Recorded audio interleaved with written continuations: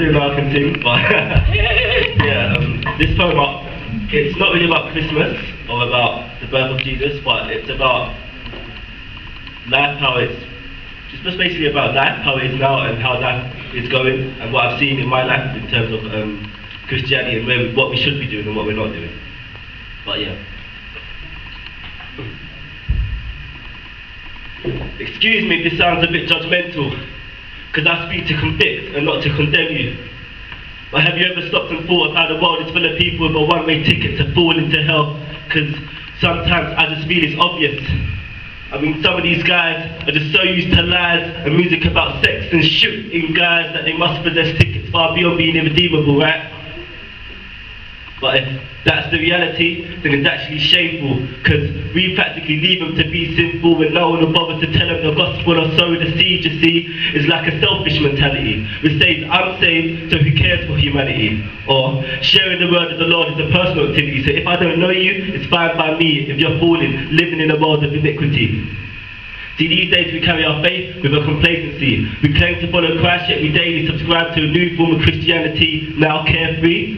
In our attempts to be holy, we slowly developed a tendency to walk the earth blindly, so we become slow to speak because we fail to see that the strangers fail to be recognized as neighbors in Christ Jesus might actually need us. In our attempts to be holy, we make excuses such as, I just don't want to lose focus, so I'll pass by sinners just as if I'm unconscious.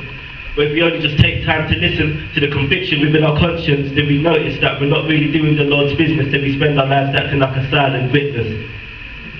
So I'll ask this question: why is it that these days we're so afraid to discuss the reality of hell, but quick to condemn others to it? I said, why is it that these days we're so afraid to discuss the reality of hell, but quick to condemn others to it? See, in the church, we have a misconception of the concept of hell, which we fail to mention because we're too scared to turn to the book of Revelation. So instead, we just read what's best and leave the rest to imagination, or in other words, we profess that the whole truth is too much to digest, so we just dissect it into smaller portions. But in doing so, the meaning of the word Christianity has become such an ugly distortion. It seems that anyone these days can bear the name Christian just as long as they say they're saved. I mean, even if their lives portray an image of Christ which can only be described as being way out of proportion, just as long as they say they're saved, pastor says it's okay, just continue to come to my church and pay tithes. Because these days salvation is up for auction. No longer about saving lives or the passion of Christ, just weak extortion. But don't get me wrong, I'm not saying there's a problem with paying tithes, because the real problem arises in our everyday lives, when instead of being the good Samaritan, we just pass by. See, the way the world is going these days, it's no surprise that a pastor can use the words, Jesus said if you don't work, you don't eat, as this one reply to a guy who only asked for £10 just to get by. See, that's the problem with dissecting the incorruptible truth. What is left with is a corruptible lie.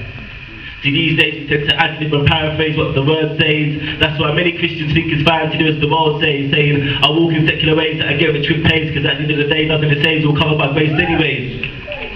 But then who can blame us for saying such strange things, when the church itself seems to be saying the same thing as them? See, these days we attempt to change what's been written so that it can fit into the times that we're living in. That's why preaching about salvation and revelation instead of financial prosperity is an activity far too alien in the church these days. And what's worse these days, many Christians just proclaim the name of Christ when they know they're in the presence of those already saved. When it comes to saving others and telling sinners they need to change, they just sit on the fence because they don't want others to take offense with the words that they say. See, it's the age of Christian pretense, where we're more concerned with keeping up appearances in church, whilst living life on the defensive because we're too scared, because we come to the decision that sinners have gone too far to come to their senses, and since they don't go to church, the love of Christ will only be vile and offensive.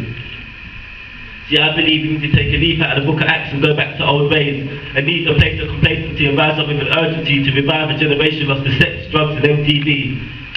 A generation growing up with a naive mentality that if it's got a good beat, then I could handle all the blasphemy. A generation fine-tuned into stations designed to condition and incite the youth into fighting for Satan's army. See, I speak to you this poetry, not as a mere recital, but to express that we as Christians living in this sinful century need to spark a revival. Thank you.